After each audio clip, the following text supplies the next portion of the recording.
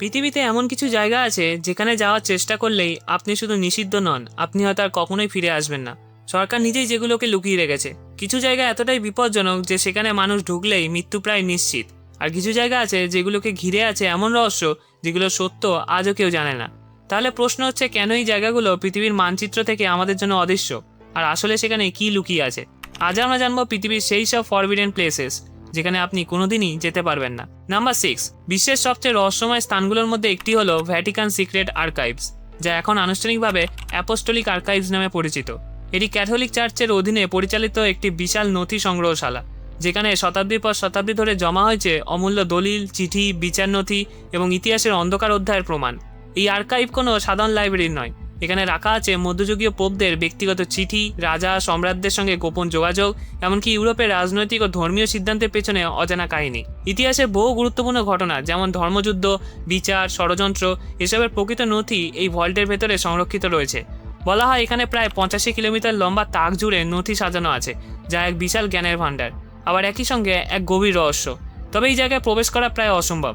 সাধারণ মানুষ তো দূরের কথা, পৃথিবীর সেরা ইতিহাসবিদদের মধ্যেও কেবল অল্প কিছু নির্বাচিত গবেষককেই অনুমতি দেওয়া হয়। তাদেরও কঠোর নিয়ম মেনে কাজ করতে হয়। কোনো নথি বাইরে নেওয়া যায় না, ছবি তোলা যায় না, এবং প্রতিটি অনুরোধ আলাদা করে অনুমোদন পেতে হয়। ফলে এই আর্কাইভ একদিকে যেমন জ্ঞানের উৎস, অন্যদিকে তেমনি এক অদৃশ্য প্রাচীর দিয়ে ঘেরা গোপন জগৎ। এই গোপনীয়তার কারণেই জন্ম নিয়েছে অসংখ্য তথ্য ও রহস্য। অনেকেই বিশ্বাস করেন এখানে এমন সব তথ্য লুকিয়ে আছে যা ইতিহাসের প্রচলিত ধারণাকে পাল্টে দিতে পারে। কেউ বলে ধর্মের প্রকৃত উৎপত্তি বা কিছু গুরুত্বপূর্ণ সত্য গোপন রাখা হয়েছে। আবার কিছু ষড়যন্ত্র তত্ত্ব আরও এক ধাপ এগিয়ে দাবি করে এই আর্কাইভে নাকি বহির্জাগতিক প্রাণ বা অজানা সভ্যতার প্রমাণও থাকতে পারে। যদিও এসবের কোনো প্রমাণ প্রকাশ্যে নেই, তবু এই রহস্যকে মানুষের বারবার আকর্ষণ করে।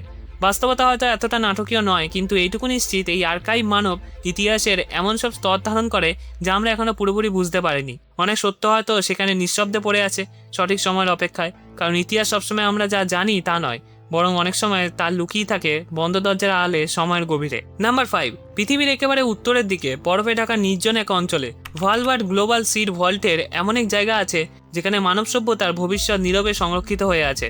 অনেকেই একে ডুমসডে ভল্ট বলে, কারণ এটি তৈরি করা হয়েছে এমন এক ভয়ঙ্কর সম্ভাবনার জন্য যখন পৃথিবীর বড় কোনো বিপর্যয় সবকিছু ধ্বংস করে দিতে পারে।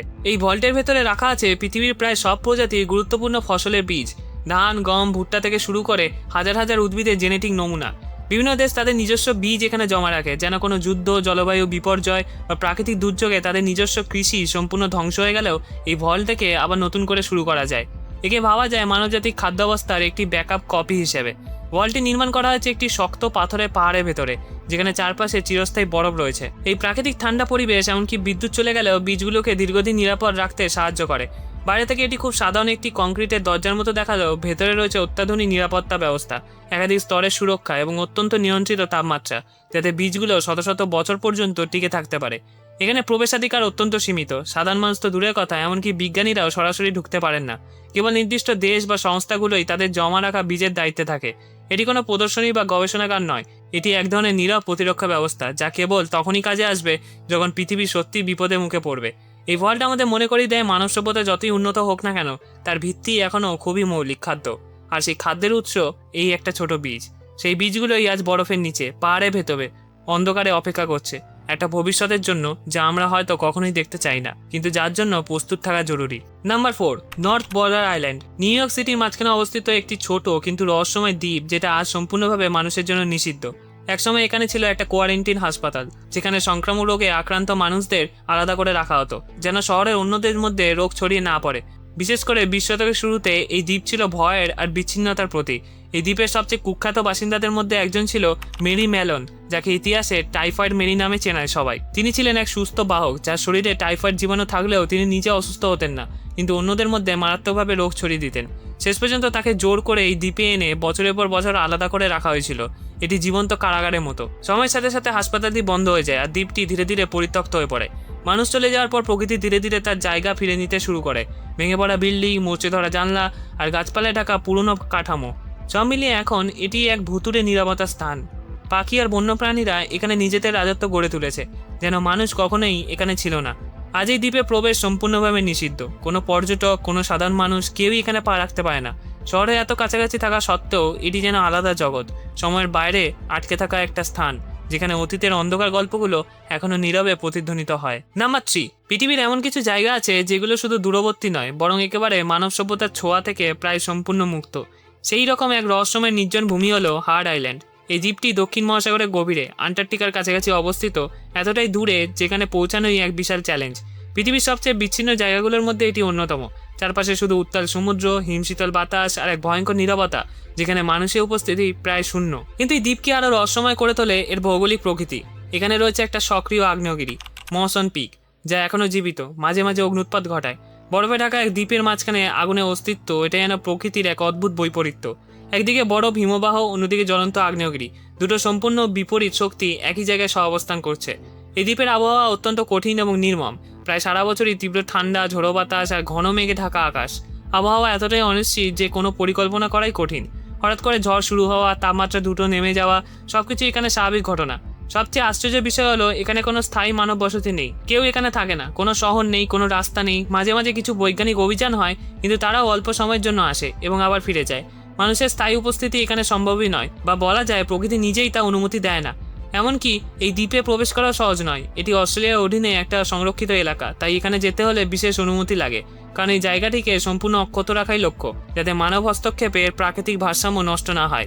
হার্ড আইল্যান্ড আসলে শুধু একটা দ্বীপ নয়, এটা এমন এক পৃথিবী যেখানে সময় যেন থেমে গেছে। এখানে প্রকৃতি নিজের নিয়মে চলে, মানুষের কোনো প্রভাব ছাড়াই। Number 2, prepared exclusion zone. এই জায়গাটাকে অনেকে বলে নিউক্লিয়ার ভূতের শহর। 1986 সালে চারবোনেল ডিজাস্টারের পর মুহূর্তের মধ্যে এই শহর ফাঁকা হয়ে যায়। একসময় যেখানে হাজার হাজার মানুষ বাস করত, স্কুলে বাচ্চাদের কোলাহল শোনা যেত, পার্কে ঘুরতো পরিবার, সেই শহর হঠাৎ করেই থেমে যায়, যেন সময় এখানে আটকে গেছে। বিস্ফোরণের পর বাতাস, মাটি, গাছপালা সবকিছুতে ছড়িয়ে পড়ে ভয়ঙ্কর রেডিয়েশন। মানুষদের দ্রুত সরিয়ে নিয়ে যাওয়া হয়। বলা হয়েছিল কয়েকদিনের জন্য শহর ছাড়তে, কিন্তু তারা কখনো ফিরে আসতে পারেনি।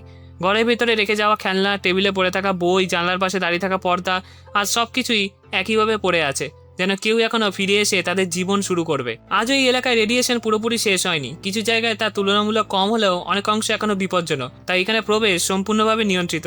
অনুমতি ছাড়াই কেউ ঢুকতে পারে না। যারা যায় তাদের বিশেষ গাইডের সঙ্গে নির্দিষ্ট সময়ের জন্য যেতে হয় এবং কঠোর নিরাপত্তা নিয়ম মানতে হয়। সবচেয়ে অদ্ভুত বিষয় হলো এই জায়গায় কোনো মানুষ নেই, কিন্তু প্রকৃতি আবার নিজের জায়গা দখল করে নিচ্ছে। ফাঁকা বিল্ডিংয়ের ভেতর গাছ গজিয়েছে, রাস্তার উপর ঘাস ছড়িয়ে পড়েছে, আর বন্য প্রাণীরা শহরটাকে নিজের নতুন বাসস্থান বানিয়েছে। নাম্বার 1, হিমালয়ের গভীরে তিব্বতের নির্জন উচ্চভূমিতে দাঁড়িয়ে আছে এক রহস্যময় শিখর, মাউন্ট কৈলাস। পৃথিবীর সবচেয়ে কঠিন পর্বতগুলোর মতো উচ্চতা বা প্রযুক্তিগত জটিলতা নয়, তবুও এই পাহাড় আজও অজেয়, কারণ এখানে মানুষের সীমা শুধু শারীরিক নয়, এটা আধ্যাত্মিকও। এই পর্বতকে ঘিরে রয়েছে বহু ধর্মের গভীর বিশ্বাস। হিন্দু ধর্মে এটি ভগবান শিবের আবাসস্থল মনে করা হয়, এক চিরন্তন শক্তির কেন্দ্র, যেখানে সৃষ্টি ও ধ্বংস একসঙ্গে অবস্থান করে। বৌদ্ধ ধর্মে এই শিখরকে মহাবিশ্বের কেন্দ্র বা অক্ষমুণ্ডি হিসাবে ধরা হয়, যেখানে আধ্যাত্মিক জাগরণের পথ শুরু হয়। জৈন ধর্মেও এটি পবিত্র। তাদের প্রথম তীর্থঙ্কর ঋষভদেব এখানেই মোক্ষ লাভ করেছিলেন বলে বিশ্বাস করা হয়। এতগুলো ধর্মের মিলিত বিশ্বাস এই পাহাড়কে শুধু একটা ভৌগোলিক স্থান নয়, বরং এক জীবন্ত আধ্যাত্মিক প্রতীকে পরিণত করেছে। এই কারণে মাউন্ট কৈলাসে চড়ার উপর কঠোর নিষেধাজ্ঞা রয়েছে। সরকারিভাবে অভিযান বন্ধ, আর ধর্মীয়ভাবে এটাকে অশ্রদ্ধা হিসেবে দেখা হয়। বিশ্বের বহু দক্ষ পর্বতারোহী এই শিখরে ওঠার চেষ্টা করেনি, কারণ তারা জানে এখানে জয় মানে শুধু পাহাড়ে ওঠা নয়, বরং কোটি মানুষের বিশ্বাসকে চ্যালেঞ্জ করা। সবচেয়ে রহস্যময় বিষয় হলো আজ পর্যন্ত কেউই আনুষ্ঠানিকভাবে এই শিখরের চূড়ায় পৌঁছাতে পারেনি। ইতিহাসে কিছু দাবি উঠলেও তার কোনো নির্ভরযোগ্য প্রমাণ নেই। অনেকে বিশ্বাস করেন পাহাড় কোনো অদৃশ্য শক্তি দ্বারা রক্ষিত, যেন প্রকৃতি নিজেই চায় না কেউ তার চূড়ায় পৌঁছাক। অনেকে বলেন মাউন্ট কৈলাস শুধু একটা পর্বত নয়, এটা এক সীমারেখা, মানুষের অহংকার ও আধ্যাত্মিকতার মাঝখানে, যেখানে প্রযুক্তি, শক্তি আর ইচ্ছাশক্তি সবই থেমে যায়, আর শুরু হয় বিশ্বাসের জগৎ। এই ভিডিওটা যদি ভালো লাগে তাহলে এই ভিডিওগুলো দেখুন, চ্যানেলটা অবশ্যই সাবস্ক্রাইব করবেন। আশা করি ভালো লাগবে। ধন্যবাদ।